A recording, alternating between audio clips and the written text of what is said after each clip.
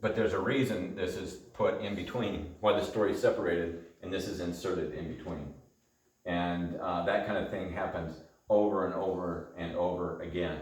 So we're going to look at this example from the Pentateuch and from some of the giving of the law. And so I just begin to read here. And this is a pattern of Israel's failure and the Lord's response and the laws in the Pentateuch. The Pentateuch teaches that God's original plan for Israel at Sinai had not included the vast collections of law found in the Pentateuch. So we've got a whole lot of laws there, don't we? Yeah. Okay. Rather, the Pentateuch suggests the law had been added to the Sinai covenant because of Israel's many acts of infidelity, unfaithfulness, and rebellion in the wilderness. And so, if we would turn, and we're just going to scrape the surface of this and just barely touch on this. But we're going to read the original covenant. Okay, so this is after Israel comes out of Egypt, they're rescued, God brings them to the mountain, which is his temple, which is his dwelling, which is like his, where his presence is. And in verses 4 through 6, he says, this is an expression of his love. You yourselves have seen what I did to the Egyptians and how I bore you on eagle's wings and brought you to myself. In other words, I've rescued you. I've brought you to me to be mine. Now, therefore, if you will indeed obey my voice and keep my covenant, you shall be my treasured possession among all peoples, for all the earth is mine. And you shall be, and the idea there is, if we get that in a greater context, that's just an example, is I'm taking my land back. So it's like it was mine, others have it now, but I'm starting to take it back. That's what he's talking about. And you shall be to me a kingdom of priests and a holy nation. And then he says to Moses, these are the words you shall speak to the people of Israel. That was the first covenant. Plain and simple right there. That was it. But then something happens. And with this whole scenario and story, and if you go back and read it, you may be confused because this is very, very poorly translated. And there's some, in fact, translation errors in that. In some texts, other texts are not. Other texts are fine. Different translations.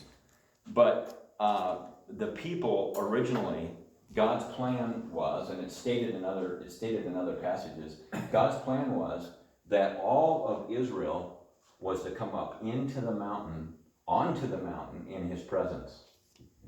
But if we read what's been happening previously in the narrative, Israel is just being a total pill. And by the time it gets to this point, their response is, so we get this scenario here where it's clear something went wrong. So in this part of the story here, something went desperately wrong. They were to consecrate themselves, and then they were to come up on the mountain, and when that comes to happen, it's not happening because you just know at this point there's something that went desperately wrong. Then you have the Ten Commandments. Then you have the rest of the story. And the rest of the story that tells you what went desperately wrong is that Israel was afraid of the Lord, and they said, no way, we're not going there. And Moses, you go for us. And God's response is that he is really grieved and really upset. And that at that point, the people really do need to be afraid or to watch out. And then we're given the Ten Commandments. And then there's more covenant code that's given. If you just look at that line, that little box there, that graph, there's more code that's given. And then in Exodus 24, there's a new covenant that's given. But the covenant is very different than the first one. And so then after that, I'll just walk you through this. And there's more tabernacle and priestly code given. And then what happens in between that is the golden calf incident. And then the tabernacle is constructed, and then more of the priestly code is given. And then there's the worship of goat idols, and they're going out and they're sacrificing to the demons, to the gods that are there, all over the place, wherever they want. And so God calls them on that, and then He gives them more law that pertains to the people, and yeah. So what we're wanting to see here is that when the law comes, it's in response to Israel's rebellion. That's what's taking place. Including the Ten Commandments? It seems to be, and that's where we don't know for sure, but there would probably be the sense of this being inserted here, is that when Moses comes back, this is what he shares with them. And they've already had problems with them in the wilderness, just their whole attitude. And then the big failure that comes next. After you have the tabernacle and the priestly code, the big failure that comes next is the golden calf incident. And something that I would mention with this too is that this, a lot of times we get messed up. And I had a note in here somewhere, I don't know where it is, but a lot of times we get messed up. We talked about this last week after class, Kylie. We get messed up because in our culture we want chronology. This is how it happened, and I'm following all the chronology. They don't care a hoot about chronology, really. I mean, they do, and there's some chronology, obviously, but they're writing with theological intent and purpose. So they're not putting things together so that we can have this fine, perfect chronology, and sometimes things are just out of place. A great example is just what the Gospel of John does with Jesus clearing of the temple. And that's right at the beginning of the Gospel of John. But his point isn't, and he's writing in the Jewish culture. No. So that's helpful to realize. But if we look at the next paragraph here, the use of the story, the covenants, and covenant failures to bracket the laws is a strategy of the Pentateuch. From the logic of the narrative, it was Israel's fear that created the need for a safe approach to God in Exodus 19. And then the rest of the story that's told in 20 that's on the other side of the Ten Commandments. It was precisely for this reason that the tabernacle and priestly code were given to Israel.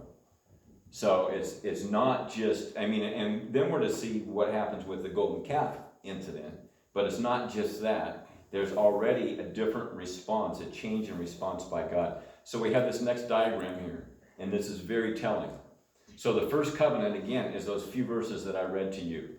And it was, obey God's will, you will be a kingdom of priests. So the idea, all of Israel is coming up on the mountain with me, they're going to be my people, and all of Israel is going to have my restorative power and presence that interacts with the nations around and brings them to the Lord. They're going to be a kingdom of priests. And then they are to have faith, and then the people, here we go, meet with God on Mount Sinai. But instead there's this failure that you see there, and they flee from God. And so then there's this different response by God that keep them away. And then in chapter 24, the covenant was reestablished. But let's notice how it is a very different covenant. So it is obey God's laws, but now more laws have been added. It's a different covenant. There's a lot more that's been added. And it is a kingdom with priests. They are no longer a nation that are a nation of priests as God's people. Now they have priests. And then people are kept from God by the mountain. That's part of what happens there. And then the tabernacle is put in place. And so there's this picture of what God intended originally was like what went on with the patriarchs, Abraham, Isaac, and Jacob. There, God would show up in a pre-incarnate form, Christ in a pre-incarnate form, the Word of God, the angel of the Lord, and he'd be interacting with them. When he rescues them from Egypt, he is in when he talks to Moses in the burning bush, he's in the burning bush. When he rescues them from the army, he's in the pillar of the cloud, he's in the cloud, and he's in the fire. And is that kind of relationship? But now things have changed and are changing. What begins to emerge in this assessment of the narrative strategy is the notion that the biblical portrayal of Israel's relationship with God in the covenant at Sinai was not intended to be read in a static way. So not in the way that God, from the very beginning, had all these laws that he planned to give them, and he's just stolen them out at different times along the way, and that's all his covenant or his law or how he wants a nation to function. The author apparently wants to show that Israel's relationship with God, established at Sinai, underwent important changes due to Israel's failure to be faithful to the Lord's presence and words. And so what we see that happens is that there's a relational response by Yahweh to the people in their actions and their attitudes. And what we see again, that we've already seen along in the story, and Jeff and Ed, you were there last night, their choices make a difference in what happens. Things are permanently altered by the choices that they make. And they're changing, God's changing, the relationship is changing. It's a relational thing that's going on between God and the people of what's taking place. And that's has some pretty huge implications of us thinking about relating to God and how God relates to humanity and his creation and the responsibilities that he's given us. And we can have a lot of misunderstanding based on that. If we turn the page, just a little bit more of looking at this, how it all unfolds. And there's actually 4 different covenants that take place. On the left it says, it's got 3 scriptures there, but the first 2 go with the first covenant. 24 goes with the second covenant. And then there's a covenant renewal after the golden calf in Exodus 34. And then another covenant renewal in Leviticus 26. But with each of those failures, more law is given. So if someone would just read the next paragraph there. When viewed from the perspective of the strategy, of its composition and its treatment of the various collections of laws, the Pentateuchal narratives present themselves as an extended treatise on the nature of the Sinai covenant. The structure of the Pentateuch is showing that Israel's fear and then their immediate fall into idolatry with the golden calf brought with them fundamental shifts in the nature of the Sinai covenant. Like Abraham, Israel was to obey God, keep the covenant, and exercise faith. However, first in response to the people's fear, then with the golden calf, and finally with the people's pursuit of the goat idols, the Lord continued to give the law. These incidents mark decisive moments in the course of the narrative. In his grace and compassion, God did not cast Israel off, and so the covenant was renewed. In the renewal, additional priestly laws were given. With the people's later sacrifices to the goat idols, more laws were needed. Thus God gave them the holiness code, and again renewed the covenant with the blessings and curses. The narrative strategy outlined above reflects the argument of the Apostle Paul in Galatians that the law was added because of the rebellion of the people. Great, thank you, Ed. And so it's almost this picture of this rebellious child, and then it gets worse. When you get to the blessings and cursings, it gets bad.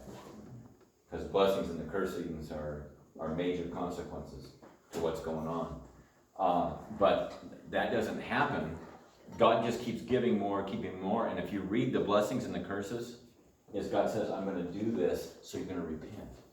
I'm going to do this, so you'll repent and return to me. I'm going to do this, so you repent and turn to me.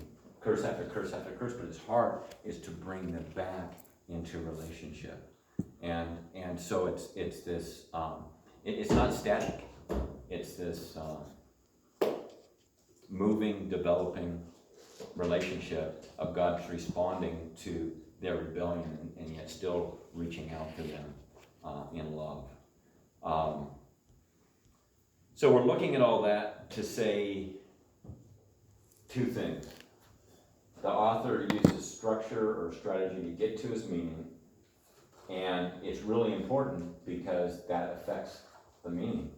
And we can totally misunderstand what's going on or not get it if we don't get those things. Does that make some sense? Okay. And so the first of what we're looking at, we have a diagram here, it's on the left-hand side, is again the inner coherence of the smallest units of text, and that the shape and the strategy have a meaning. But it's all focused inward. And smallest units can be pretty good size, because this is talking about, this is coming from John Sailhammer, this is talking about, he's talking about this whole thing here as being an in-text example of just what's happening in that text itself. There's a form and strategy there to convey a meaning. And it's bringing about an inner coherence to what's taking place, so that we realize that there's a whole relational thing. It isn't God just up there mandating, I want all this, and you read all these laws that seem like crazy laws. Well, there's a purpose in those laws. But it's, again, a relational purpose and a spiritual purpose and a desire to make them aware of what they're doing and to call them back and help them walk in his ways. So that's like on the smallest level. So now we're going to look at what we could call intertextuality. And if someone would read that paragraph. Not only do we find strategies within the smallest units of text, but such strategies make up the whole fabric of the biblical narrative. Such interlinkage binding narratives into a larger whole is called intertextuality. It is the use of one text by another through quotation, allusion, or similarities as the means by which themes and theological concepts are carried along and developed within the compositional strategy of a book. That is, the law, prophets, writings. And so that's more what we're talking about, is some larger sections now, not the whole Bible, but larger sections of the Bible. And so we're going to look at an example, pretty significant example. So the technique of using poetic speech, and then an epilogue inserted. So again, this is inserted into the narrative. So we've talked a little bit about the different genres of literature. And so you have a story going, but then all of a sudden you have poetry inserted into it. And then there's just a short epilogue that follows. And that happens, again, on a lot of different levels. I mean, that happens right in the beginning of Genesis 1 and 2. That kind of thing happens. It happens in a lot of different places with maybe just a little short piece of poetry and then something that follows. That happens where it just talks about man and woman and being married, and then there's just a little short tagline on that. But it also happens in a larger way. So as we look at the Pentateuch, the law, the first books, we have the story of the world, and that's 1 through 11 of Genesis. And then at 12, we start with the story of the Bible, and it's Israel's story. And it's with the patriarchs, and it's with Abraham. And you get to the end of Genesis, and then you have this poetry inserted in chapter 49, and then you have an epilogue in chapter 50, I think it is, and then the story picks up, and we have the Exodus. And so Israel's in captivity here, the Exodus. And then we have this great victory, and we have this song that is sung with their deliverance in Exodus 15. And then the story continues, and you have all that happens with Israel in the wilderness, and their grumbling, and the different problems, and all the different things that take place. And you have this story. But then in Numbers, so let's put Leviticus, Numbers, they are now numbering the descendants, and they're getting them ready to go into the land. They're getting ready for war. They're getting ready to take the land, and they actually face these kings in the east, and they take them out. And so then the king of Moab, Balak, wants to curse the Israelites because he figures we can't defeat them. Their God's with them. We got to do something else. Let's curse them. So he gets Balaam to curse them. And in this, there's again in Numbers 23 and 24, there's again a poetic section, and then an epilogue, and then it picks up again then with Deuteronomy, which rehearses all of Israel's history, and it has Moses' speeches telling them how to live and what's going to happen. And then you get to the end here, and you have poetry again, and then you have the final epilogue where Moses dies, and something here that we'll maybe talk about in a minute. But there's clearly a structure here in terms of what's going on. There's a form, and we're to pick that up. Not only is there this form, but each of these has similar, let's call it same terminology, the same motif, it's the same picture or same scene of what's taking place, and then similar subject matter.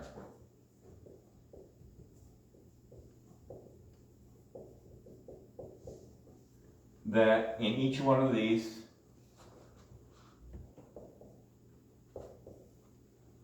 this happens. But this one's a little bit different, but also similar. So let's read this. If someone would read the first paragraph there. The example? Yes, please. The technique of using a poetic speech and short epilogue to conclude the narrative is well known in biblical literature and occurs frequently within recognizable segments of the Pentateuch. For example, Genesis 1 and 2. 4 major poetic texts are found interspersed throughout the narratives in the Pentateuch, which are connected to the end of large units of story. There is a consistent and similar recurrence of the same terminology and narrative motif, along with the same or similar subject matter in the poetry. In 3 of the segments, the central narrative figure, Jacob, Balaam, and Moses, call an audience together and proclaim what will happen in the end of days. In each of the poetic sections that follows this motif, descriptive statements about the promised warrior king and deliverer occur. And we'll just stop there. So let's go, and we'll just try to quickly move through these examples. But if we turn to Genesis 49.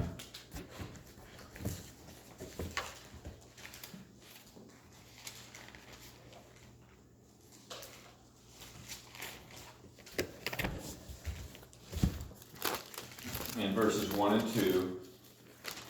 So Jacob's, he's about to go away the earth, and he called his sons together. He said, "Gather yourselves together, that I may tell you what shall happen to you in days to come." That's literally in the last days, or in the end of days. And assemble and listen, O sons of Jacob. Listen to Israel, your father. And so that's the motif that we're talking about, or the similar statements, and that kind of thing's going to happen in 3 of these passages. And so he begins to give the blessing to his sons, and the first 3 sons, by things that had gone on in their lives, things that they have done. Reuben, sleeping with his concubine. Simeon and Levi, and the way that they dealt with the Gibeonites, they're disqualified. And then you have Judah, who put his life on the line to actually rescue Joseph. And then you read this with Judah. And so, Judah, your brothers shall praise you. Your hand shall be on the neck of your enemies. Your father's son shall bow down before you. Judah is a lion's cub, and from the prey, my son, you have gone up. He stooped down, he crouched as a lion, as a lioness. Who dares rouse him? It's talking about his being a mighty warrior, and you better be afraid. The scepter shall not depart from Judah, nor the ruler's staff from between his feet. And this is that he's going to be in rule, he's going to be in dominion, he's going to be in authority, until tribute come to him, or till, a better translation of that is till he comes to whom it belongs. Mine says Shiloh. Yes. And Shiloh really has that meaning of to whom it belongs, till he comes to whom it belongs. And to him shall be the obedience of the peoples, or that is the nations. And then here's a picture of how things are going to change. Binding his foal to the vine, and his donkey's colt to the choice vine. He has washed his garments in wine, and his vesture in the blood of grapes. His eyes are darker than wine, and his teeth whiter than milk. And the idea is the goodness and blessings of life are going to be so abundant. You can tie your donkey to the best vine, and who cares, because it's all good. It's all blessed. It's all right. And that's the picture there. And that is this unfolding, or this tying in together of the promise in Genesis 3 of this promised human victor. And now here there's this more information that's given about him of what's going to happen in the end of days, in the last times. And if we go on down to Joseph, Joseph is also a picture of this promised king. And we could read there, someone read verses 22 through 26. Joseph is a fruitful burrow by a well. His branches run over the wall. The archers have bitterly grieved him, shot at him and hated him. When his bow remained in strength, and the arms of his hands were made strong by the hands of the mighty God of Jacob. From there is the shepherd, the stone of Israel. What, 12 verse? On down to 26, but right there is a point. This is pointing. This is the one we're looking for. This is the rock that's going to come and put things right. Defeat evil, defeat our enemies, and set it right. Yeah, 25 and 26. By the God of your father who will help you, and by the mighty who will bless you, with blessings from heaven above, blessings of the deep that lies beneath, blessings of the breast and of the womb. The blessings of your father have excelled the blessings of my ancestors, up to the utmost bound of the everlasting hills. They shall be on the head of Joseph, and on the crown of the head of him who was separate from his brothers. Okay, so that's another picture of the promised king. And the whole picture is, if we get, again, the story, the meta-narrative, is that in the very beginning, God created the world and humanity to bless us. And so and then the promise to Abraham is, that's the story gets started again after it's all in exile and messed up, is I'm going to bless you. And through you is going to be the blessing to all the nations, or to all people. And here you see this blessing restored to the earth, to all creation of what's going to take place. And that is, so this poetry that gets inserted in the story becomes very powerful, because it's talking about the last days, the end of days, and it's starting to unfold who is this promised human victor, the serpent crusher from Genesis 3.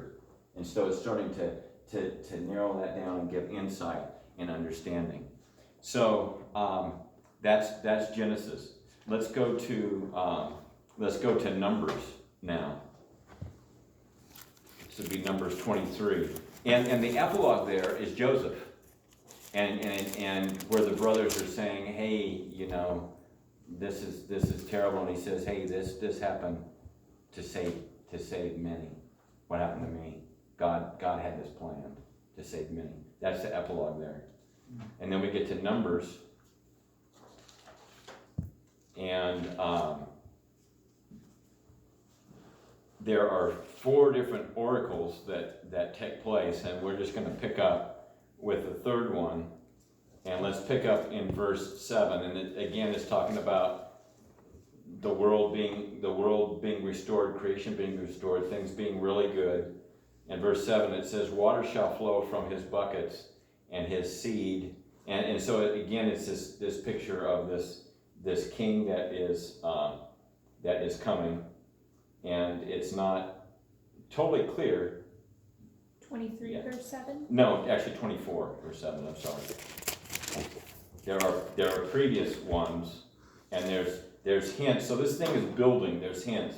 Even before it talks about the Lord their God is with them, and the shout of the king is among them. So there's these hints. But then in this next oracle, water shall flow from his buckets, and his seed, his offspring, shall be in the many waters.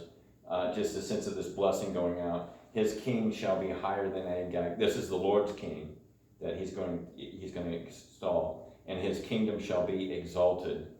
And this becomes singular here, again, like this one certain king. And God brings him out of Egypt, and is for him like the horns of a wild ox. That's talking about his might, and that's a common phrase about his might. He shall eat up the nations and his adversaries, and shall break their bones to pieces and pierce them through with arrows. He crouched, he lay down like a lion, and like a lioness, who will rouse him up? How does that connect? The Genesis verses. Yeah, it's tying in with what was there before. And then, blessed are those who bless you, and cursed are those who curse you. Where's that from? Abraham. Yeah, Abraham, Genesis 12. And that's, how they respond to Israel, and then eventually, when we get in the story, how they respond to Christ. Okay, so just wanting to draw your attention to that, but now let's go on down to the last oracle, and that's verse 15.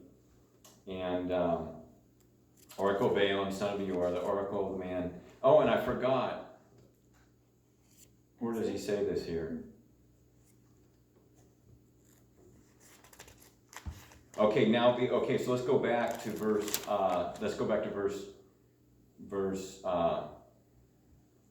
let's just pick up in verse 13. If Balak should give me his house full of silver and gold, I would not be able, because Balak's getting upset because he's not cursing Israel, he keeps blessing Israel.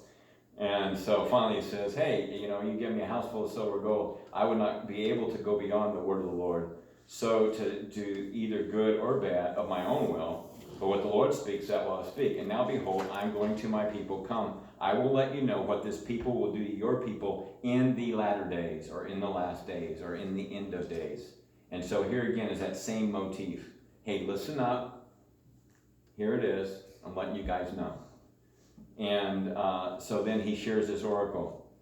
The oracle of Balaam, son of Beor, the oracle of a man whose eye is open, the oracle of him who hears the words of God, who knows the knowledge of the Most High, who sees the vision of the Almighty, falling down with his eyes uncovered. I see him, but not now. I behold him, but not near. A star shall come out of Jacob, and a scepter, that is a king, shall rise out of Israel.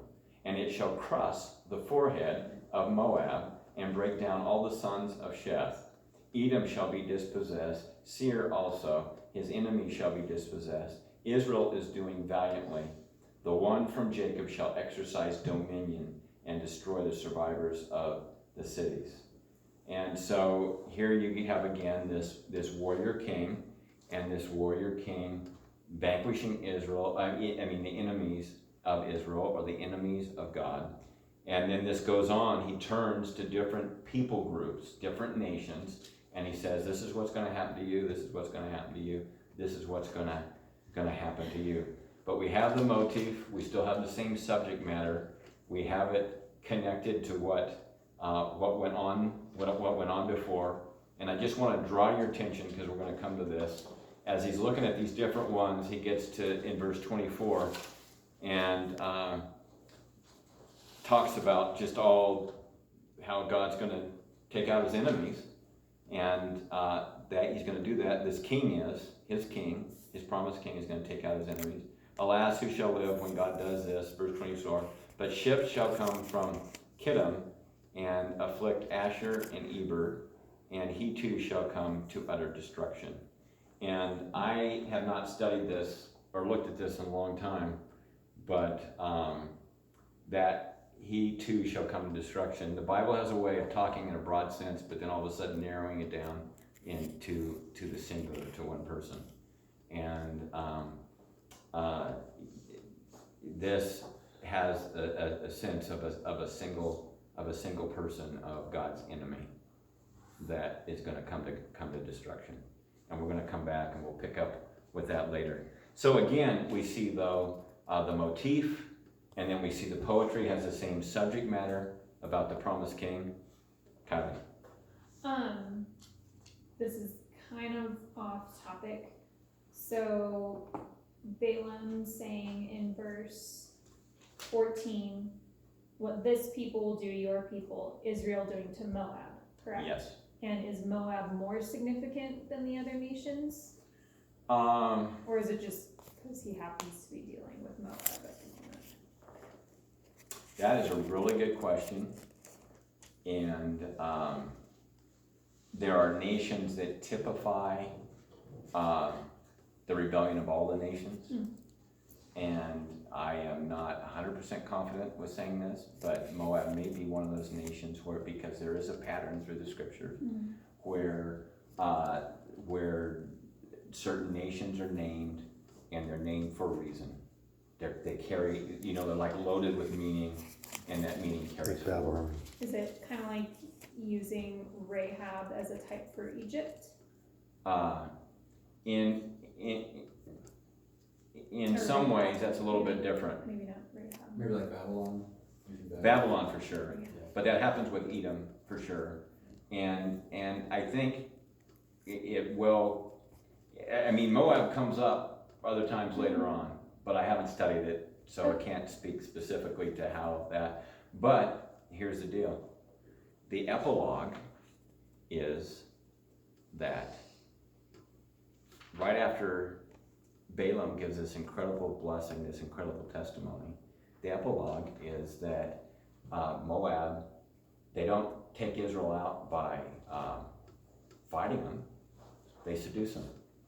And so the men of Israel go to worship the gods of Moab, and they visit all the prostitutes, and that's the epilogue. So you have God is getting Israel ready to go into the land and take the land, and that's what happens. And after this, this promise